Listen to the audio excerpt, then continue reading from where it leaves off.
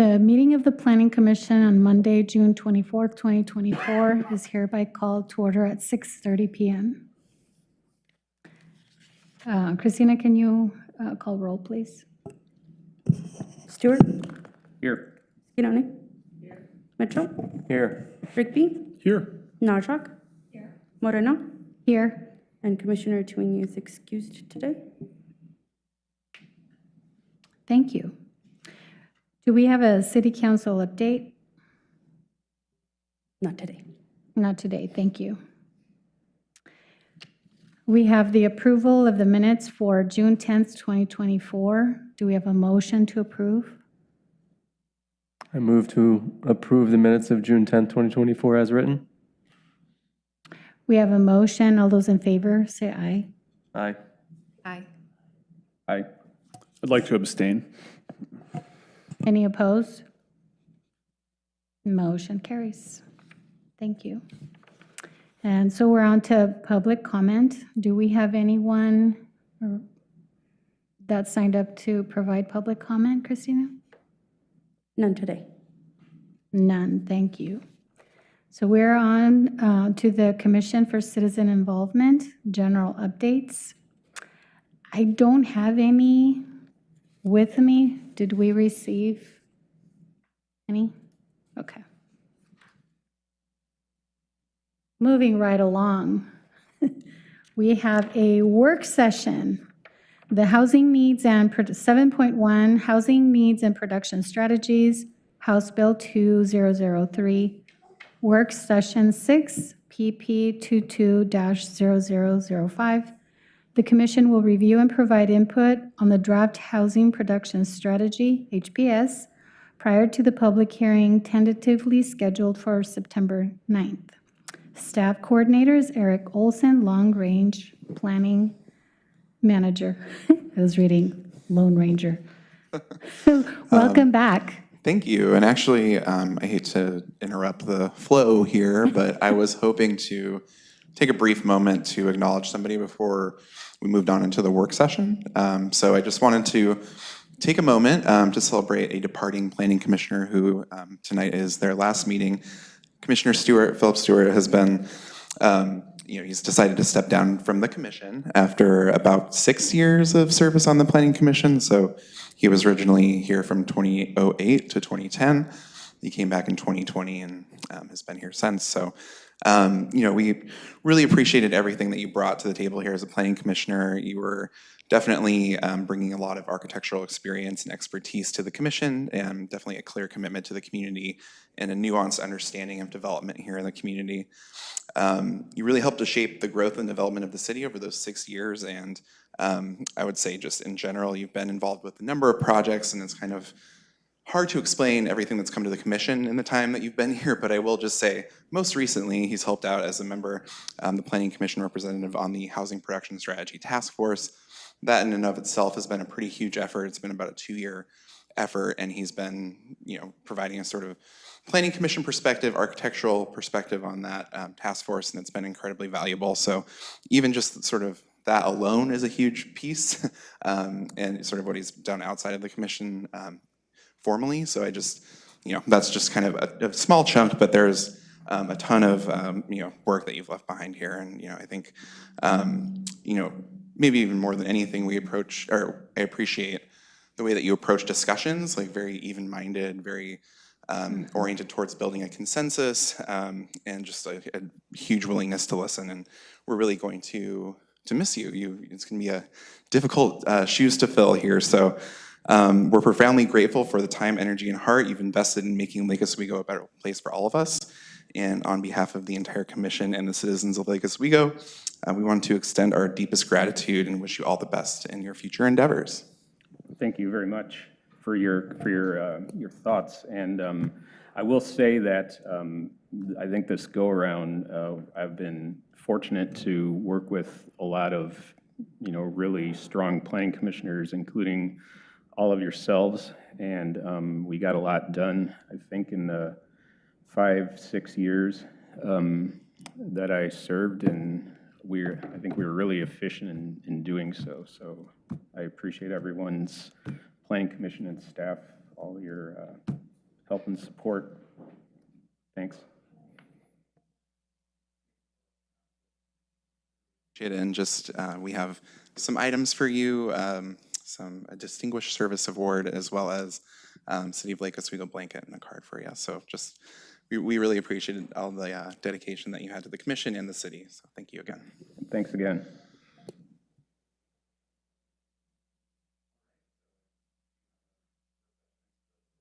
So I can go back to that if I was that's trying okay. to go too fast so that this wouldn't happen. We don't want him to leave. Thank you. Yeah, almost might be in a bit of denial still, but yeah, I'm ready to get going with the presentation.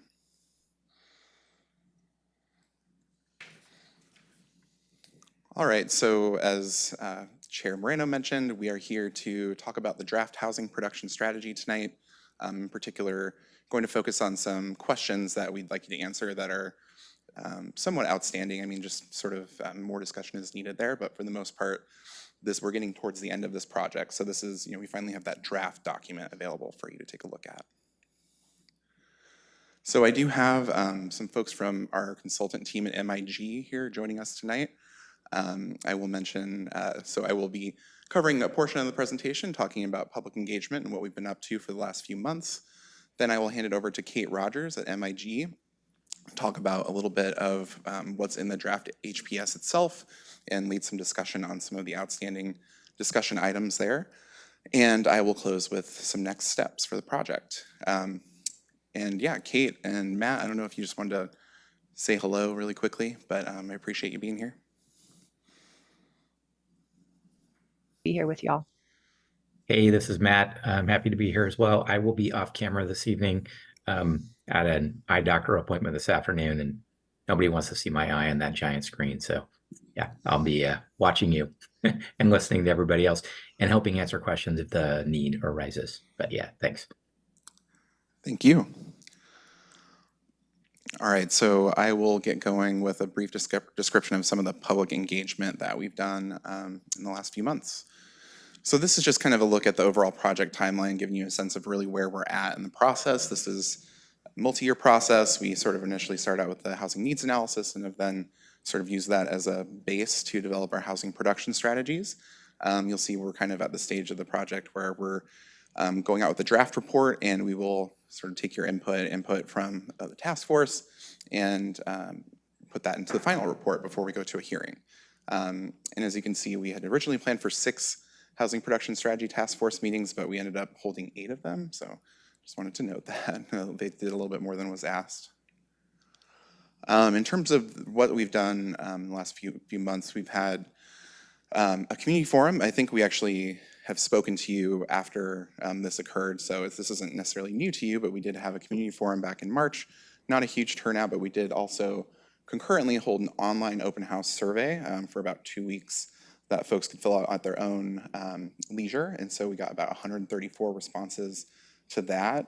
So we kind of combined those responses, and our survey results about 150 total responses. The Planning Commission obviously held a joint study session with the City Council on April 2nd, where we did some straw polling on the recommended strategies, the sort of initial set of recommendations that we had produced at that point. In the time since then, we have received a letter from Habitat for Humanity, which I will explain a little bit in a few slides here. And we got that in May, and we've just recently, last Friday, held a meeting, the last sort of final meeting of the Housing Production Strategy Task Force, their 8th meeting. So we did discuss very similar information with them that we'll be going over with you tonight. I wanted to just go over some of the results of the polling that we conducted. So I mentioned that we had the sort of community forum and survey. We went over the same questions at both of those. Also did similar polling for the task force, council, and planning commission. We did sort of straw polls. And you can see some of the results here. One thing I would just point out is that there was general support from the public and the task force for pro-housing policies, just as a general concept. And specifically, there was support for all of the recommended strategies with the exception of tax increment financing from folks at the survey and forum. That was more split kind of 50-50. And we received support from the task force for all of the recommended strategies. City Council also was unanimously kind of in support of these, but one thing I just wanted to flag for our discussion, and we'll be discussing this a bit later in the presentation, is that a couple of you expressed some concerns about the pre-approved plan sets for ADU strategy in particular. So while we did get a yes vote from the Planning Commission, there were 2 folks that had some concerns, so I'm hoping to talk a little bit about those tonight. Other sort of strategies that we had identified as needing further discussion, generally we did not include those in the draft HPS other than the multiple unit property tax exemption. And you can see that that was something that we received mild support from both the task force and the general public. We received more or less support from the Planning Commission. One person had some reservations, and it was a little bit more split at council. So that is one of the strategies we want to talk about a little bit more in depth, because overall, we didn't want to throw this out, quite yet. So we have opted to include that in the draft HPS. And you can see these polling results for some of the contingent strategies as we described them, those that were contingent on a funding source. We were given some direction not to include those. We also were given direction not to include the homebuyer opportunity limited tax exemption. Initially, we opted not to include that in the draft HPS. Again, this letter from Habitat for Humanity is kind of prompting a reconsideration of that strategy. So I'll get into that letter. As I explained, we received that on May 1st, and essentially we got a request to include that in the HPS from Habitat. I'll just kind of briefly explain what it is. It's a 10-year property tax exemption for lower income home buyers for units that are valued at no more than 120% of the city median sales price. So that's kind of how the program's set up. It is possible for cities to add additional income restrictions to this. So just to kind of point out, though, it's kind of different that it applies to the city. Typically, when we talk about AMI, that's at the county level, or what we call area median income. So as you can imagine, Lake Oswego has a much higher city median sales price than the area median. So the application of this at that 120% of that median level could, in theory, apply to home values of up to $940,000, which are affordable to households making about $200,000 a year. So when we talk about affordable, I think we want to sort of dial that in and get a little bit more precise with that. So we did not include this in the draft HPS initially because it was not expected to really have a meaningful impact on housing production, particularly considering sort of the income ranges that we were looking at, and also just kind of considering the sort of calculus for a developer, a for-profit developer, to do this type of tax exemption. But it is a strategy that could directly help us to address the need for more homeownership options for moderate income households. And again, that can be targeted more acutely towards lower income households if we decide that that's what we want to do. So again, this is a request to kind of reconsider this to include in our HPS. Habitat in their letter argued that this could really catalyze affordable home ownership by reducing property taxes. And the affordability sort of thresholds for these units are based on the price of the unit as well as the income level that the folks that could occupy that unit are bringing in. So if you can actually this lowers the price of the unit, and so that means that more people could qualify for these units if the property taxes were lowered. So I would mention that this applies just to the property, to the improvements on the property, the tax exemption. It doesn't apply to the land.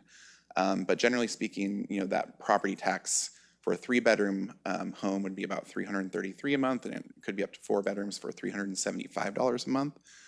It wouldn't be entirely, canceled out. There would still be some tax on the land, but it would be a couple $100 less, roughly. So there would still be some property taxes, but it would be lowered. So that's a tangible impact for those folks.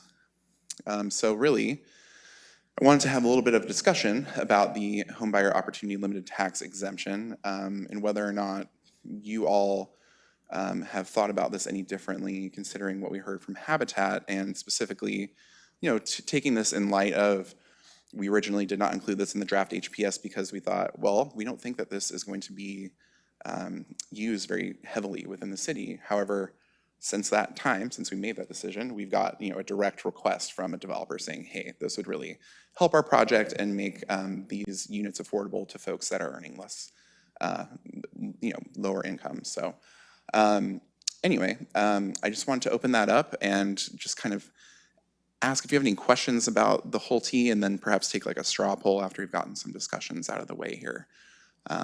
So anyway, do you have any questions about whole T or the request from Habitat, or anything that you want to clarify here?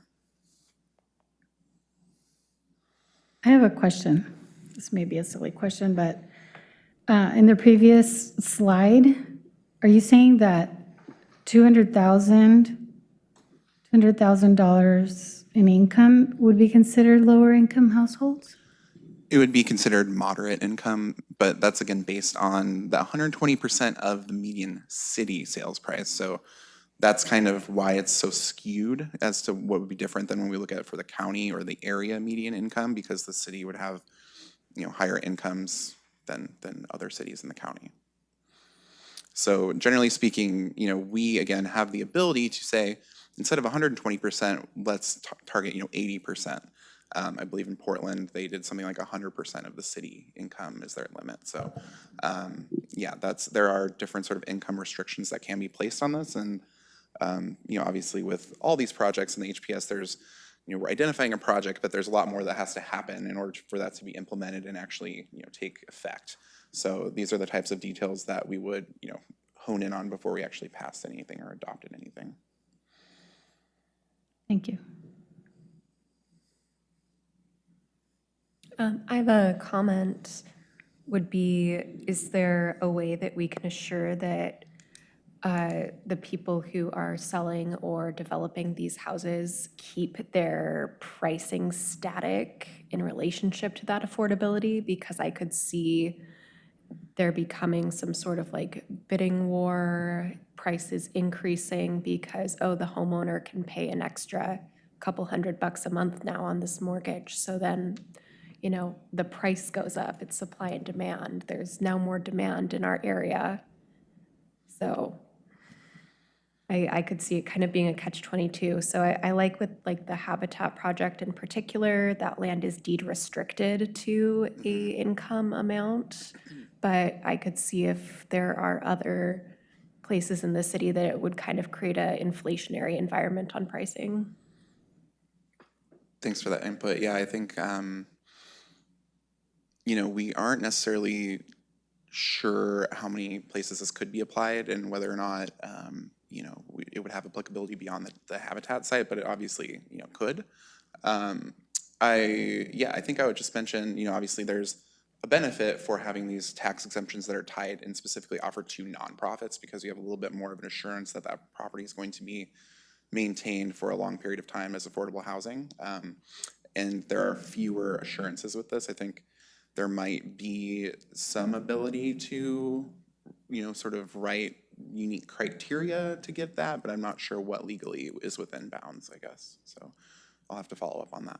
That actually raises a question, in if we could go back to that slide that we were, so anyway, I was talking about median home value. I'm assuming that means the sales price and not the actual like market value, right? Yeah, I think that's generally what Okay. we're referring to. I thought I saw Kate's hand up. Yeah, Kate and Matt, please chime in. Thank you. Yeah. Just wanted to respond to the question about sort of the potential sort of inflationary side effects. And so the way this program works, at least for the city of Portland, and I think this is sort of dictated by state statute as well, is that every year you set a cap on the maximum sales price limit based on that, whatever percentage the city decides they want to set as the percentage relative to the city median sales price. And the house cannot sell for more than that cap. And then the home buyers have to meet income eligibility criteria as well. So you're setting both the sales price limit and also the income limits for the home buyers. So that's how that works in Portland, which is the only example that we know of that's actually adopted this program. But from what I've heard, I've actually talked to some developers who actually use this program on the for-profit side, and it has worked really well for them in Portland. And we were kind of evaluating it from the for-profit market side previously, but this letter from Habitat kind of sparked some reconsideration of how it could work differently in Lake Oswego. I had a question for you. Thank you for being here tonight. We've kind of, we're saying 200,000 is sort of the combined income salary, so, okay. What would you say is the starting point price for one of these units going to be? I understand it's going to increase over time, but what are your thoughts on that in terms of what kind of price range are we talking about? You know, I am not sure exactly what we would do. I think we would, again, try to make it, it's based on, you know, we can set a cap, but we also want to tie it to, you know, what people can afford to, you know, pay for at the income levels that we decide to land on. So it's dependent on how that all plays out. But those are definitely details that we would determine at a later point. I think at this point, we could say we want to try to target lower incomes, and therefore, you know, 80%, 60% of area median income. Perhaps we can point to that and say we want to try to get to a certain level, whatever that means in terms of the city median income. I'm not sure what that equates to exactly, but we have leeway to set that cap based on what we determine to be the most appropriate for the city. It just seems like that's a really, at least for me, a critical piece of information is, you know, what do we expect these units to sell for? Kind of a little bit to your point, you know, okay, we have a starting point, but how do you keep them from escalating out of a low-income housing perspective? Who manages all of that?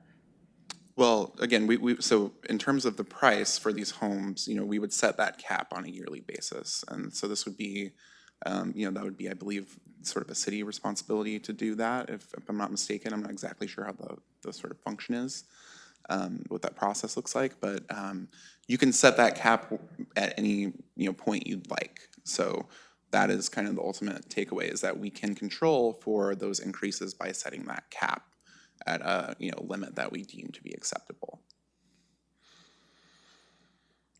So again, it's, you know, we don't have a fully baked proposal here. This is the nature of the housing production strategy. We're talking about a general strategy. And I think if we have considerations that say, you know, the Planning Commission thinks that this is appropriate for, you know, lower income households within the city, or lower income households that might equate more to 80% AMI at the county level, I think that's, you know, I think that's helpful, but I think you should know that that is possible, at least. Just so I understand, so if we chose to explore this, we can pull both levers in terms of setting a cap and also setting an income restriction, which I would think you want to tie them together.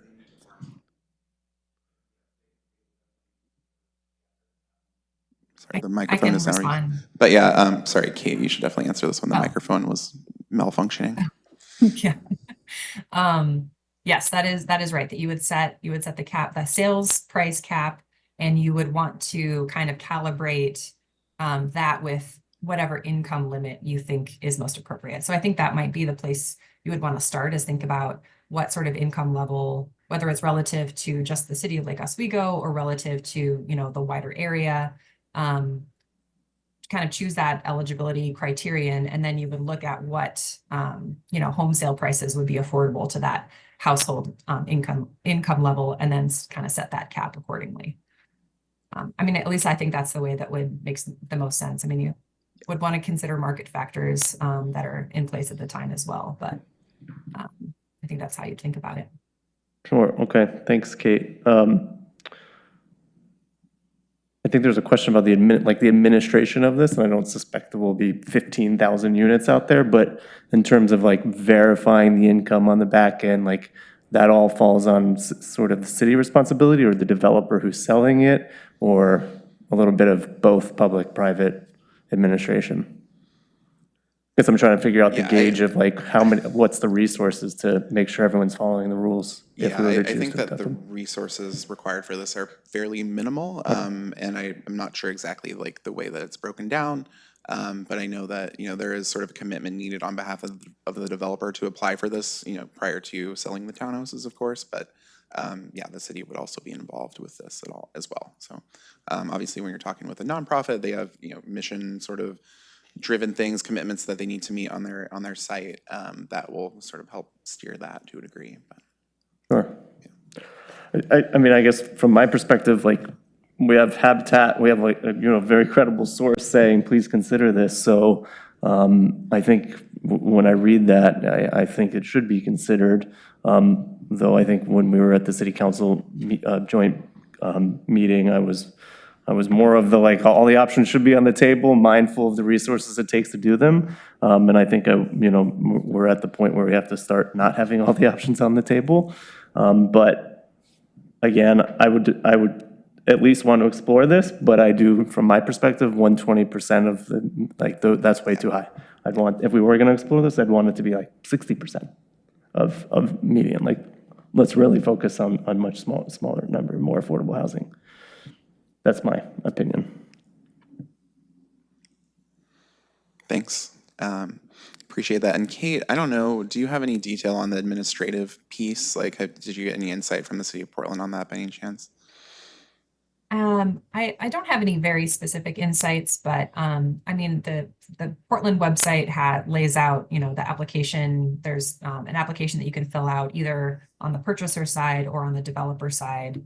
It is a limited program, at least in Portland. They kind of set a limit on the number of available sort of applications. So it's not just like available to anyone who wants to pursue it necessarily. But yeah, I believe, I mean, there would be some administrative work that would need to be done by city staff to some extent. But I think it's more like once you have the program up and running, I think Erik is right that it's not a huge administrative burden on the city. Yeah, I think to a degree, the city, maybe a year ago, I wouldn't say this, but as of today, we are in the business of tax exemptions and have two different programs. And they have not been a huge administrative burden, at least not yet. Evan Boone might have different opinions on that because about his recent experience. But anyway, compared to other projects, the administrative burden is low. Yes. Anything else on Holte? It sounds like Commissioner Mitchell, you know, is wanting to include it. Or, you know, does anybody else want to ask me any questions before we kind of do a straw poll on this? Or is there anything else I can help to clarify? Do you have any notes on the discussion we had in that joint meeting? I don't remember the discussion. We did not discuss Holte much at that joint meeting, and it was kind of like in the not recommended section. It was the only strategy that we did not recommend. So you guys were all just kind of like, good, let's not talk about it then. But, you know, I think we really wanted to look back on this, considering what we heard from Habitat, and not miss the opportunity, because this is, you know, it is the right time for Habitat to start thinking about this. One clarifying question, does the 10 years follow the property or does it follow the buyer? So if someone sells their house at year 9 to another qualified buyer, does that start again another 10 years? I do not know the answer to that question. I will look into that. That's a good question. Yeah, that is a very good question. I appreciate that. I know if I had a very large tax bill coming in 10 years, I would plan to be out of that before. Yeah, and that is a piece here that, you know, the property taxes jump, you know, right at that end of that 10 years. And, you know, there are a number of, you know, affordable housing developers, especially nonprofits, that might be, you know, that might be able to extend that another 10 years. I would not, it's not a guarantee though. Yeah, that's a very good point.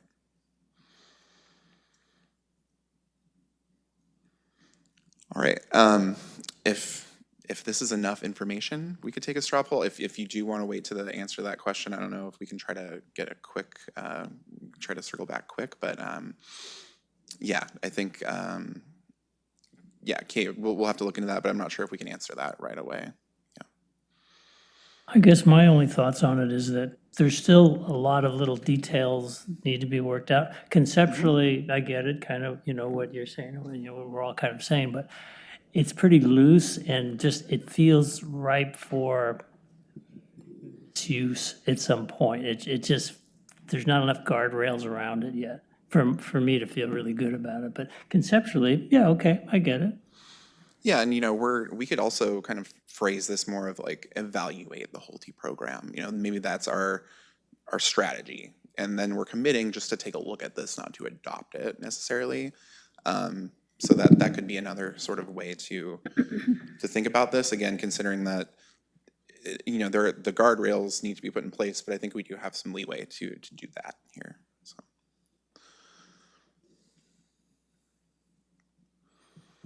All right. Hey, yeah. Eric, sorry, I looked at the statute really quickly to see if I could answer the question. It does say that the 10-year exemption starts with the year of the application and then goes 10 years following that. So it does seem that if the unit changes hands, after that 10 years is up, that's the limit. So the clock doesn't sort of restart with the next home buyer. All right, does that answer your question, Commissioner Najak?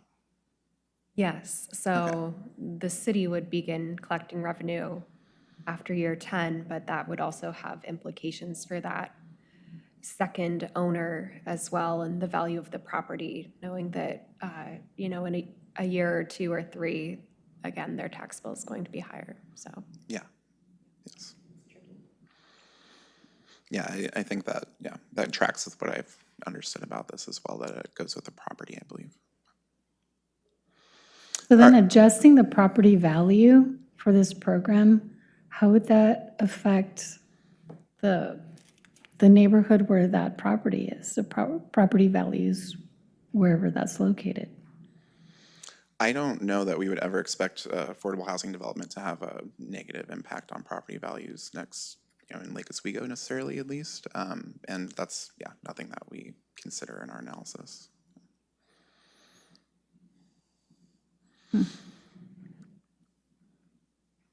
Yeah, we have no evidence of that happening in the city, so, yeah. But yeah, I think what we're talking about is more, these homes will be available to, certain sort of folks that, have a certain level of income that can afford a certain home. So really, again, we can do everything we within the power of this exemption to ensure that, we're targeting those lower income folks, and that we're not setting a sort of price limit that we're not allowing it to be used for homes that are much more expensive than they could afford, I guess, the sort of income level that we're going for. But yeah, we're trying to produce affordable housing here. So, I guess it's a question of, how deep of a level of affordability to look at. Yeah, I would agree with the strategy of exploring, I guess, but maybe in the lens of exploring it with a cap ranging anywhere from maybe 60 to 80, like what in that range might work best. Because I understand your reasoning for suggesting 60. I fear it might not capture enough potential if we go that low. So I'm not saying 80 is better right now, but I think we should look. Are you referring to like the city median income, or just general like area median income when you say that? Or the city. Okay. Yes, I'm sorry. Yeah, setting the mean income that the city would use as, or the mean. I'm not saying the right thing. The mean. We're adjusting the 120% to be either something between 60 or 80. Sure. I understand. That's what I mean. So I guess, we could also take a look at like what 60 to 80% of AMI is countywide and set the city level at a similar, it wouldn't be the same percentage, but yeah, I think 60% for the city seems. 60% is 560,000 and 80% is 625,000. So, what are these townhomes being built at, and what they're going to likely sell for, and how would that fit, as a case study? Yeah, I think a lot of analysis of that is going to be needed here.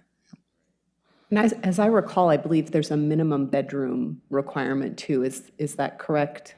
like a 3-bedroom minimum. Is that per the statute, Kate?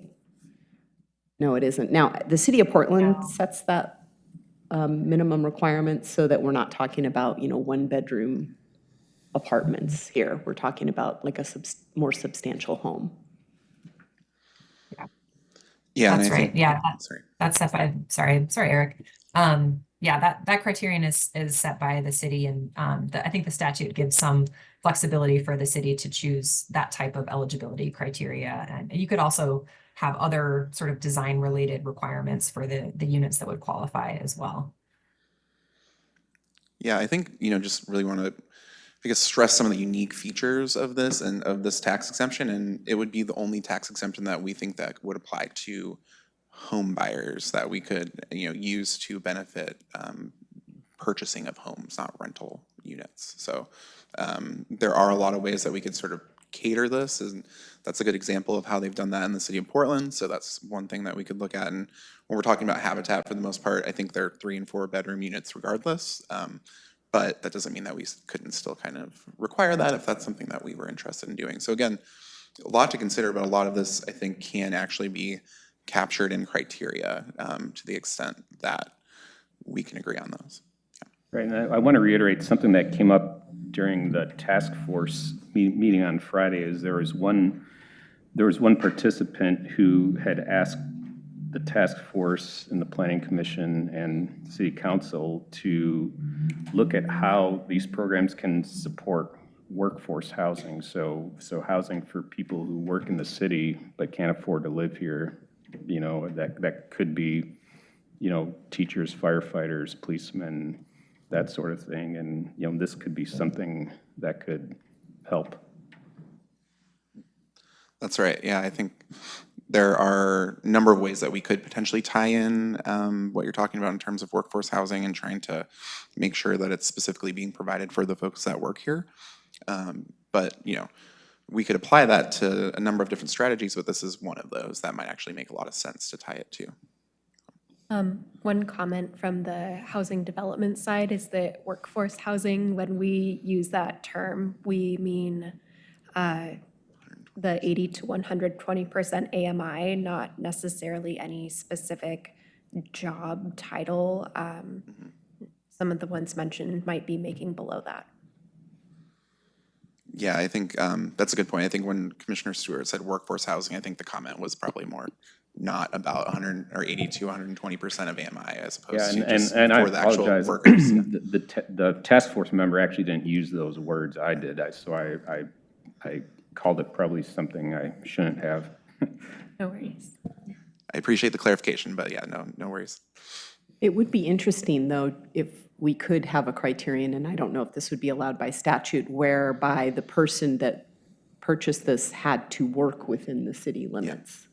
Yeah. That would be an interesting, if we could apply that, rather than tie it to a specific job, because we need workforce housing for all of our, local businesses here, not just, obviously city employment.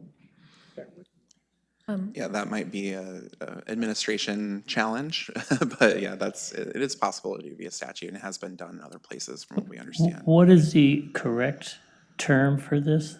Instead of workforce, what do we call it? We can say employees of the city. I think what Rachel was saying was simply that term workforce housing within the world of affordable housing development specifically refers to like a sort of moderate incomes, 80 to 120%. Yeah. Okay. Versus like, an EMT makes maybe closer to minimum wage and they might actually qualify for low-income housing. Right. But even though we consider them a part of the, fabric of the city, fire service. Right. No, I like that idea. Yeah. Okay. One other comment is, does this only apply to new homeowners and it doesn't apply to current homeowners? I could see there being some upset feelings if people are currently making these lower income levels and their home currently matches that value and they have to pay the property taxes, but the new buyer now doesn't have to pay the property taxes. Do you want to handle that one, Kate? I can try. mean, I'm not sure what I have to respond other than it's a great point. I mean, there are other strategies that you could consider to sort of lower the cost burden of existing homeowners, things like, loans, assistance for home improvements and weatherization. Those are existing programs I think that counties typically offer. I don't know, Eric, if you have anything to add to that. I had noticed that there was potential to use this for like rehabbed homes or, potentially like a proud ground model or something like that, it might make sense for, but I'm not sure exactly what that looks like, and I'm not sure if that really would get at what you're talking about either with folks that are living in existing homes that, don't have some type of nonprofit connected to them that might want to utilize the exemption, so. But anyway, a lot of very good questions and a lot of really important things that we could explore if we were to evaluate this in more detail.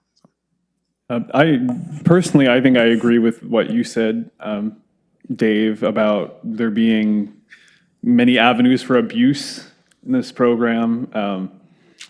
And, considering that, my looking at this, it already looks like we have a bit of a laundry list that could be refined a bit. So I don't think we need to throw another thing that looks that has been controversial in this process, into the fray.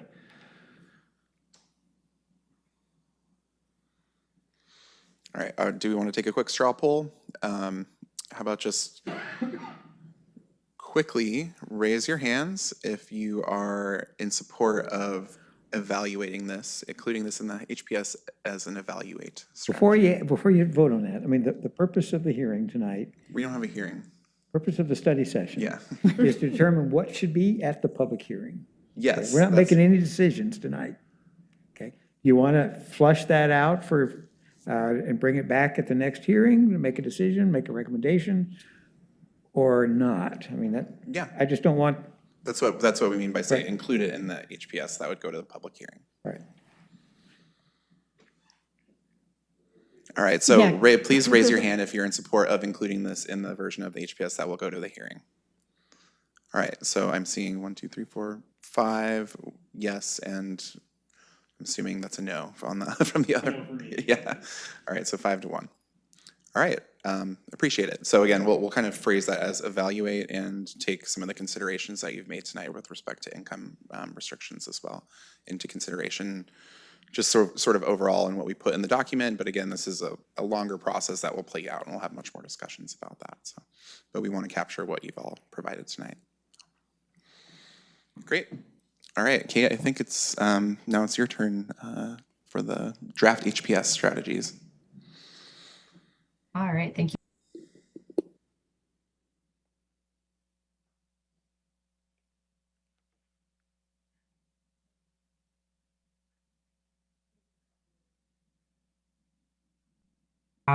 And this document is really building off work that's been done so far. It does add a few pieces to that discussion. There's a couple sections near the end of the report that talk about how these strategies work together with the city's existing housing measures to support equitable housing outcomes across the community, especially thinking about, lower income folks, people of color, people with disabilities, and other kind of protected classes in the community. There's also a monitoring progress section at the end that talks about, the type of data and information that the city will track to see how it's doing in implementing these strategies. And then we included some more information about implementation timelines and things like that. I think we're just going to run through some of the different Kate, strategies. sorry to interrupt you. Sorry, Kate. Is it possible for you to just share your screen for this portion? Because we unfortunately can't hear you when we have the slides up, so that's not going to work. Oh, yeah, that's not great. Sure, and I actually can't see any of your faces at all, so I don't know if that probably won't change if I share screen, but yeah, let me get this in the right. Yeah, sorry for the difficulty here. Not at all. Okay, let's give this a try. Okay, is that looking okay? Yeah, that looks great. Thanks. Awesome. All right. So, and also just to point out, we did a little bit of sort of organizing of the strategies to kind of group them by the category of housing needs. So thinking about, this category is really overall housing production. So not necessarily focusing on specific needs or income levels, but just, we know the city needs to produce more, a certain number of new housing units over the next 20 years to meet the need. So what can the city do to kind of further that goal? So in this category, we have the code audit and code amendments strategy, which kind of includes a lot of ways to kind of facilitate housing production, remove barriers, speed up processes, reduce costs, things like that. We have the removing and reducing minimum parking requirements. That is kind of a state mandated process that the city is undertaking separately that I'm sure you're all very aware of. But it does have benefits for housing production by, reducing costs and creating additional flexibility on sites. So we're including that as a strategy as well. And then rezoning of land is kind of a critical strategy to, add to the city's housing supply of buildable land that is that housing could be built on, which is kind of in short supply in Lake Oswego. The next category is around housing choices. So not just increasing production overall, but making sure that the city is producing housing types and sizes and designs and configurations that meet a really broad range of needs, including for folks that are older and want to age in place, or who have disabilities maybe and need kind of more accessibility features, and just housing variety overall. So in this category, we have evaluating accessible design incentives or mandates. And this one we framed as an evaluate approach, just because there's kind of a lot of different approaches that the city could take within that strategy. And it would necessitate some additional analysis and consideration before kind of moving forward with one of those approaches. The multiple unit property tax exemption, we're going to talk about that one in just a moment. So I'll kind of hold on that, but that's another tax abatement program that the city is considering for inclusion. Another one that we will discuss in just a moment is the pre-approved plan sets for accessory dwelling units, or ADUs. And then the last one in this group is modifying system development charge fees, modifying the system development charge fee schedule. So this is kind of a longer term strategy to think about how we can maybe adjust rates so that it's more kind of scaled to the size of housing units. So smaller housing units that have a lesser impact on the system can pay lesser costs, and that kind of makes those housing units a little more feasible. So we do want to get into some specific discussion and recommendations related to a couple of these strategies. So for in some places they call it the MUPT, the multiple unit property tax exemption. There was a specific recommendation that came from the last Planning Commission and City Council work session, which is that you're interested in this strategy, but really want to see it kind of more focused in on one or both of promoting accessible design features, and that would kind of connect it to the other strategy related to accessibility, or focusing it on moderate income units that are affordable in that kind of moderate income or workforce housing kind of range of 80 to 120% of the area median income. So that was the recommendation that we heard from you all, and also the task force supported these recommendations. So just want to make sure and kind of check in with you, see if you still support that recommendation, and if you have any other thoughts or questions about that.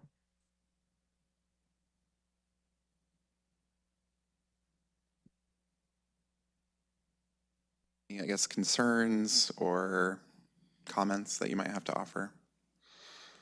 If none, we'll assume that not much has changed since the last time we spoke about this. But yeah, I just, to give a little bit of an overview, we did ultimately opt to, or the task force rather, opted to recommend this with those specific caveats. So I think, we didn't necessarily, or rather the task force in our conversations didn't necessarily think that just the tool in and of itself would be effective, or, that it might actually, not meet the needs that we're looking for. But if we did tie it specifically to housing constructed under certain accessible design standards or made available to folks earning 180 to 120% of AMI, that might sort of actually directly get at some of the needs that we had identified in that housing needs analysis that we're trying to address.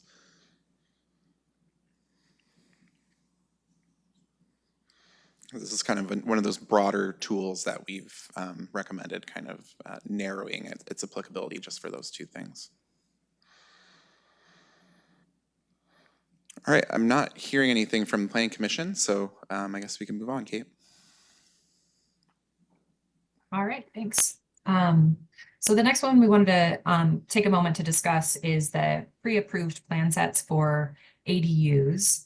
And the specific recommendations here it's to focus on the strategy, develop pre-approved plans, potentially in collaboration with something like a university or a design firm or other design institution that would kind of take some of the burden off of the city to kind of develop those plans.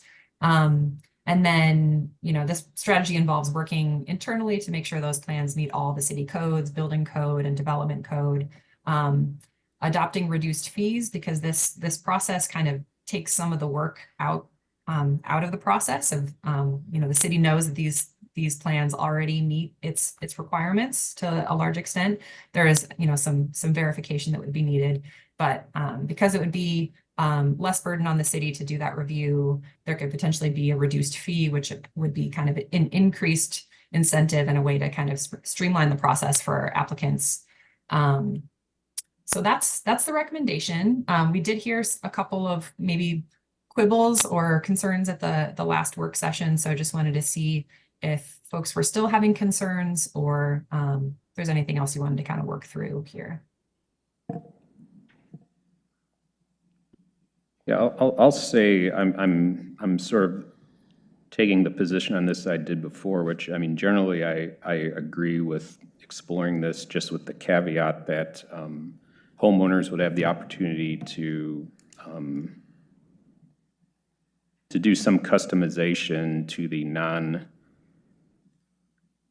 critical aspects of the ADU, such as the cladding, so that it kind of matches their house better, for example, stuff like that. So with limited flexibility, I guess, would be my recommendation. Thanks, Commissioner Stewart. Yeah, I think that's certainly something that once we get into the details, we'll be able to think a little bit more about. But yeah, I think certainly the intent here is not to mandate that a certain facade material is used on every single ADU in the city. So I think we're going to have to come up with ways to allow for that limited flexibility. Yeah, they might not be really usable otherwise. So yeah. Hey, Eric, I have a question. Do you know currently, like annually, how many permits you get for ADUs in the city? Just trying to understand, trying to get a scope of the impact that this may have. Yeah. I don't have an exact number for you. I would say it's probably less than 20. So it's not huge, but it's more than what we used to get for. I mean, we used to get 1 or 2 before we had the SDC waiver that was introduced a few years back. But yeah, I think that's a decent ballpark. Yeah, and I think it's worth pointing out that a lot of those, they could be either detached or attached ADUs. So what we're talking about here would be specifically for a detached unit. I think a lot of what we see, I'm not sure that every single person, if we were to pass something like this, would want to use the pre-approved plan sets necessarily, but you can get a sense of the scale at least, kind of. Mm-hmm. And this was, I think I read somewhere in the memo, there was a link to City Eugene did this program. Did I have that right? I don't. I was looking at it. I think that's correct. Yeah, there aren't a ton of cities that have done this. Do we know metrics year after it was passed in these cities, ADUs went up 100% or 200% in that city, or do we have any sort of I don't benchmark? know that off the top of my head. No, I think Yeah, I don't know exactly if we could quantify this, even if we wanted to, like of what it would do here.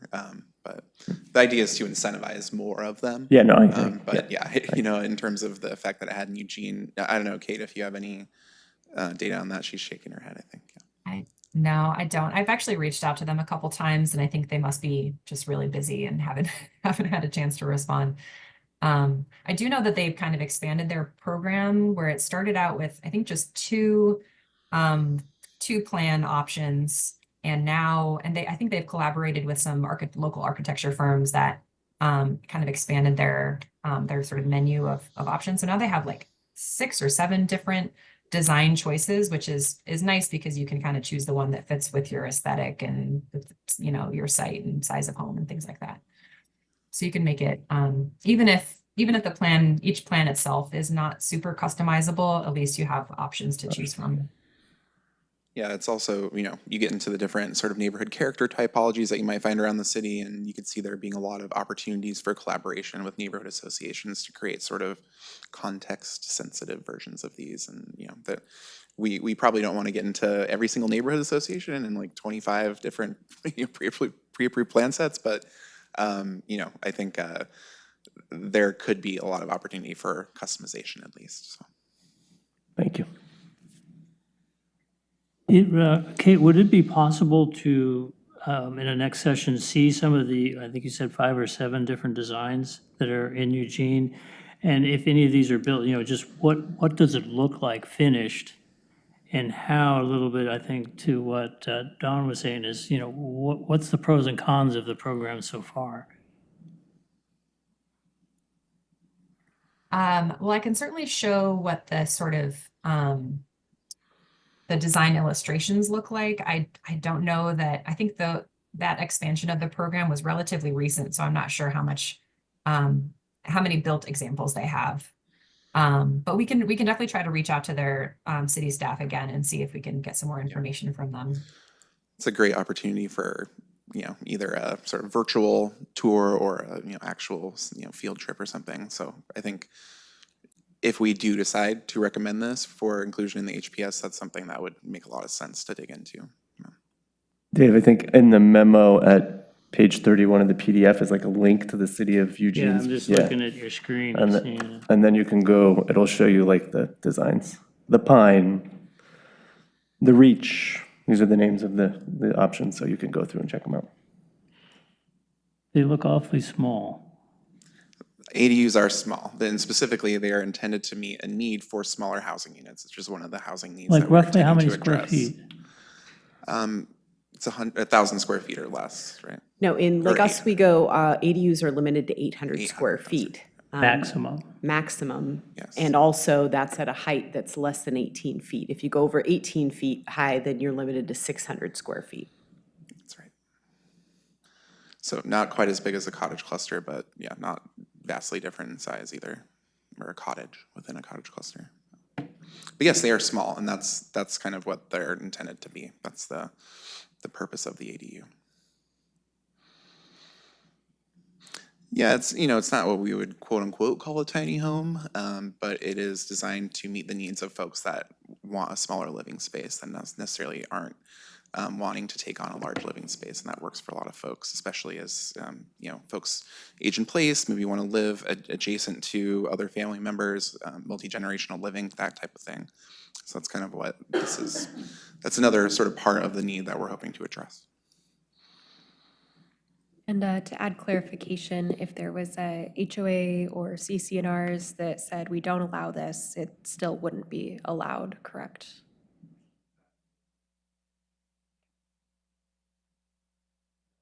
No, there's no ability for the city to preclude those CCNRs even on this particular front. Yeah. All right, so any other thoughts on this one? I think we got basically a vote of sort of let's move forward with this from the Planning Commission last time, but again, there were 2 folks that had some concerns. I believe specifically they were identified about this strategy. So I don't know, maybe, I think, was it Dawn? I think you were one of the people that had concerns about ADUs, the pre-approved. Is that correct? I don't know. I just want to directly address that, I guess, if we can. and whether or not you have any changed feelings, I guess.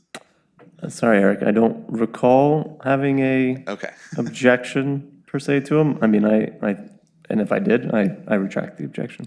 I think we should move forward with it. Well, I was mistaken I'm about gonna that. go so back and watch the video from the meeting.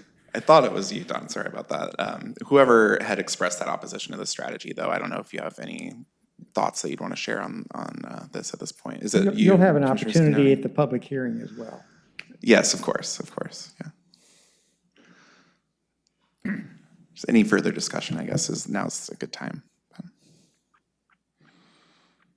I guess my only concern is the designs of these and, how many show up in different locations, and does it start to change the flavor of the neighborhood with these little cottages all over the place, and there's only half a dozen designs. So I guess that's my concern, is each location is so dependent upon what's around it and what's the right architecture to blend in, and sometimes these might not offer that.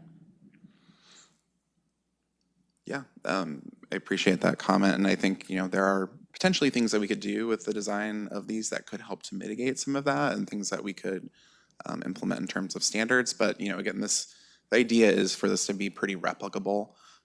So, I think the more standards and the more sort of specific we get, it kind of can go against the whole purpose of this to an extent as well. So it's a balance that we'll have to strike, yes.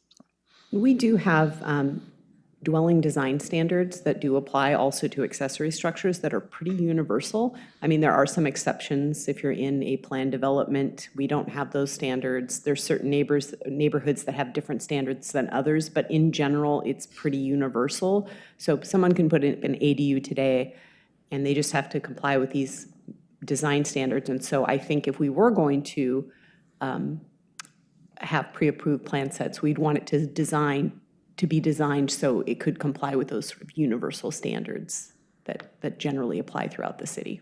Yeah, I agree. I guess for me, it's always helpful just, show me what it would look like. I mean, you've got some interesting images on the screen, but, you take half a dozen homes in the area and they say, well, we'll just pretend they want to add one of these. Where would they put it? How would it look like from the street view? All these different aspects, just to see, well, what are we actually getting into here? Because it's really hard to be able to say, well, yes, this makes sense technically, but then in the application mode, you start to say, ooh, maybe this wasn't such a good idea. And visually, you don't know until it's too late. So that's my caution, is it'd just be great to see some of these things of what they might look like, again, from the street view in our neighborhood. And do we still like it? Yeah, and I think, again, does this meet the housing need is another really important question to think about, and is this an appropriate way to do that? I think we have underlying zoning, and this would obviously have to comply with the underlying zoning just the same as any new ADU would today. That's not a pre-approved plan set version of an ADU, just as any cottage cluster would today. And I think it is, it's difficult to predict exactly where these will be located in adjacencies and kind of whether or not there will be a overarching sort of, character, I guess, that's imposed on the neighborhood from these new ADUs. But by definition, they are accessory dwelling units. They are limited in size to be significantly smaller than the primary structure. So that's one reason I think we had a little bit more comfort focusing specifically on ADUs as opposed to other middle housing typologies that, might actually characterize an entire site, whereas this is, one building on a site that's going to have another primary structure on it as well. So, we do have a number of standards, siting, massing, locational sort of restrictions and criteria for ADUs themselves, but also just everything within zoning that's intended to control those larger pieces that you're referring to. And I had one more question on this. So we touched on it a little bit earlier. If you build one of these, how do you control the price on it over time? There would be no control over the price over time. That's not a part of this strategy. Oh, it's a one-time, okay. It's just, to help facilitate them being constructed. And by the nature of the type of unit that they will be less expensive than a single-family home. But yeah, there's no specific limit that I think we're proposing here for this strategy. So. So I could build an 800 square foot unit and really luxury the whole thing out and charge quite a bit for it. You might not be able to do that with a pre-approved plan set, No, but I would but yes, you use- could do that today. Yeah. Yeah. Yeah. What do you mean?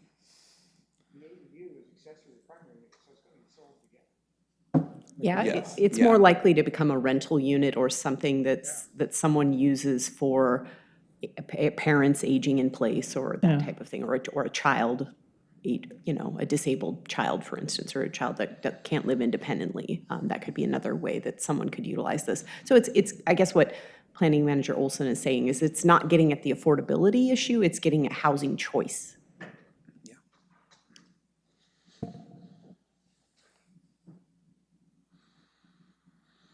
All right, any other questions or comments from the commission on this? All right, Kate, let's move on. Okie doke. The next set of strategies is related to affordable housing, specifically for lower income or moderate income households. So this is the category with the most strategies because it's one of the kind of most severe needs in Lake Oswego and everywhere. And so one of the strategies the city has already actually completed, which is amazing, adopted the nonprofit low income housing tax exemption just a few months ago. So that one you can kind of check off the list. There's also a recommendation to kind of supplement that tax abatement program with another one that is a little more flexible. It's called a low income rental housing tax exemption. Has some different kind of criteria and parameters. It tends to sort of target the same sort of income levels and sort of housing or household types. But it has some more flexibility. And for one thing, it's available to not only nonprofit developers, but also for-profit developers, as long as the units are offered to lower income households. And I mentioned this at the task force meeting last week, but we're actually hearing from other communities in Oregon that they're seeing actually a lot more affordable housing development coming from the for-profit sector, mostly from out-of-state entities. But that's still meeting the housing needs in the local community. So offering that exemption for any entity that could provide that type of housing and at that income level, that would have that benefit as well. The next strategy is public-private partnerships for affordable housing, which kind of describes an array of approaches that the city is already taking and could continue to take and maybe enhance to support affordable housing development, including things like providing surplus city-owned land that is no longer needed for city purposes that could be used for affordable housing development, assisting with permitting, just kind of helping affordable housing developers sort of through that process, and potentially providing funding if there were funding sources, for example, with tax increment financing, if there are funds accrued eventually under that program, that could be offered for affordable housing. And then that is the next strategy. So using TIF to support affordable housing development. So really including in the city's future plans for the Foothills neighborhood, which that is something that's already underway and kind of a long-term effort for the city, making sure affordable housing is really kind of an essential component of the plans for that area. And then the last one is creating an inventory of the city's existing affordable housing supply, which could kind of help the city target any strategies that it might want to use to make sure that housing remains affordable over the longer term. And then the last category is kind of put this in an other group because it didn't necessarily easily fit into any of the other categories we identified. But fair housing policy and education involves the city including a policy in the comprehensive plan saying that it will affirmatively further fair housing within Lake Oswego. And then it also includes a range of sort of educational and training opportunities, both kind of internal to the city and also external to residents and real estate agents and other folks involved in the real estate business in the city to understand fair housing issues, to be able to identify where there are fair housing violations and understand what their rights are and things like that. And that will just kind of enhance the city's kind of focus, especially the policy kind of sharpening the city's focus on fair housing as an important component of its approach to supporting housing in the city. So then in the HPS document that we provided, we did put together kind of a more consolidated timeline to sort of show how the implementation timeframes kind of line up with each other, including just, both the starting implementation and also when the city would expect to complete implementation of these various strategies, and also recognizing that some of these are kind of ongoing strategies, that there's really no beginning or end date. And just to point out the timeframes listed here, this is the kind of 6 years between now and when the city would need to provide an update of its HPS based on a new set of housing data. So I do want to pause here and just see if there are any questions or concerns or suggestions for, potential modifications to this timeframe, given kind of the relative priority of these strategies and the level of effort that they would take for the city and its partners to implement. Does this make sense? And do you have any suggested changes?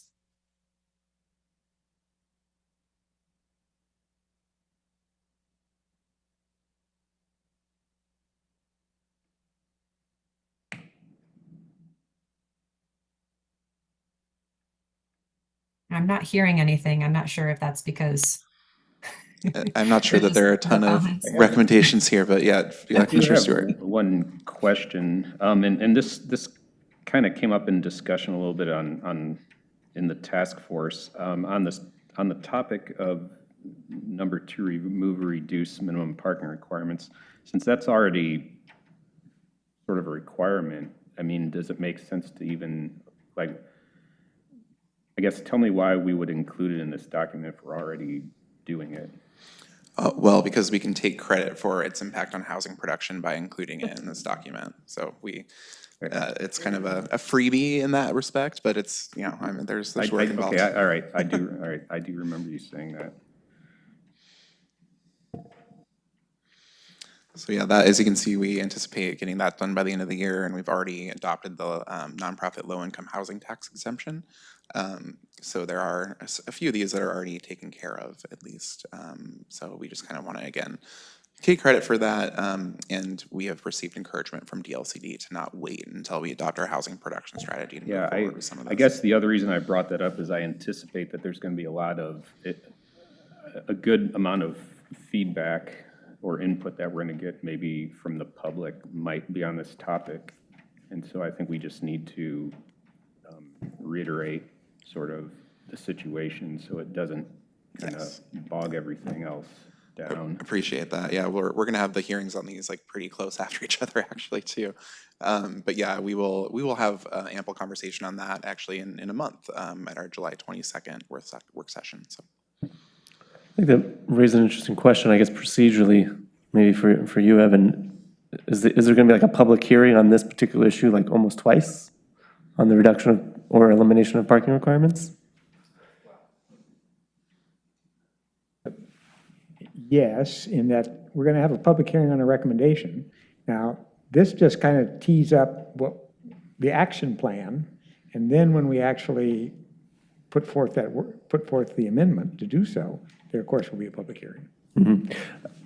So if we take what is it, CFEC? Is that the acronym for that one?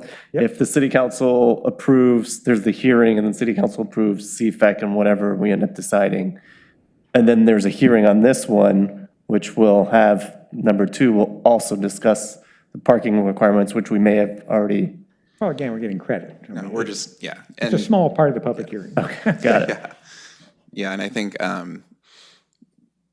again, we just want to take credit for it. There's no, concern necessarily from the timing piece here. And it is, regardless of what the city does, this is going to happen. So it's not really contingent on city council taking action. We have to do it, and the state will kind of impose this on us if we don't do it ourselves. So. We have to do, the state has one of several options that we have to do. Some of them more targeted to housing than others. So, I think Yeah, I mean, we've crafted this broadly to account for any of the options that we might land on, so we're either removing or reducing those requirements depending on where we land, but we are required again to do that to a certain extent and have done that already to a certain extent as well, so.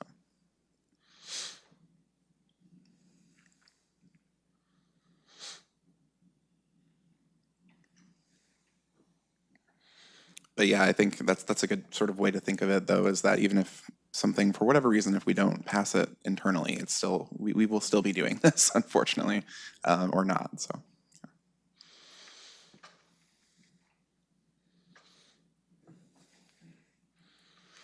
All right, I think we can move on, Kate.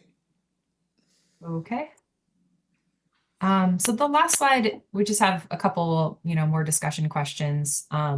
Just wanted to make sure we're not kind of missing anything that you think is important. So do you think there are any other considerations for implementing any of these strategies that aren't captured in the HPS report so far? And then also just given all of these strategies, now that we're seeing kind of the near final product, minus I think the Holte, which, potentially could be added as well, the home buyer tax exemption. Do you think anything else significant is missing from this set of strategies as the city's, approach to housing production over the next 6 years?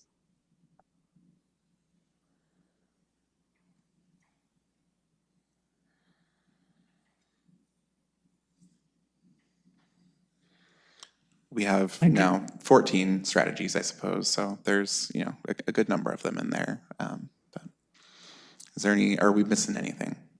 I appreciate just how much work is in all of this, Kate. My only add would be some aspect about the actual people that would be involved in this. And again, it goes back, Jessica, to what you were saying earlier. I really like the idea of, as we called it, city workers somehow are I don't know if you call it first in line, but that just seems like a really great idea for the city, that if you work here but you can't afford to live here, this is a way to approach it. And I don't see that in there anywhere. Well, I will say that, as an aside, Deputy City Boone said there might be an issue with that legally, so I don't know. I could that imagine, we yeah. can. I I'm know, not sure that we can hang our hat on that. It's something, obviously, we could look into for some of whatever I guess the tax exemption strategies that we looked at, but I think specifically the Holte. But I did want to let you know that even though that was a great idea that I put out there, it may not be something we can require in the end. But I think that's, regardless of the legality of that specific mechanism, I think that we have heard this from multiple places that it would be great to be able to connect actual workers in the city who can't afford to live here to this housing that we're producing that could meet their needs. So I think that's something we could do more directly, and certainly include as like a consideration, and there could be certain strategies that really lend themselves to that. So yeah, there's different ways we can approach that, but we will certainly document that is something that folks have expressed. So. And yeah, maybe there's certain strategies that would be better to include it than others. So another evaluation probably needed. Thanks.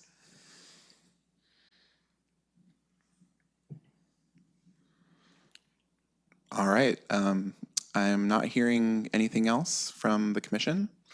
I think we can go to the next slide.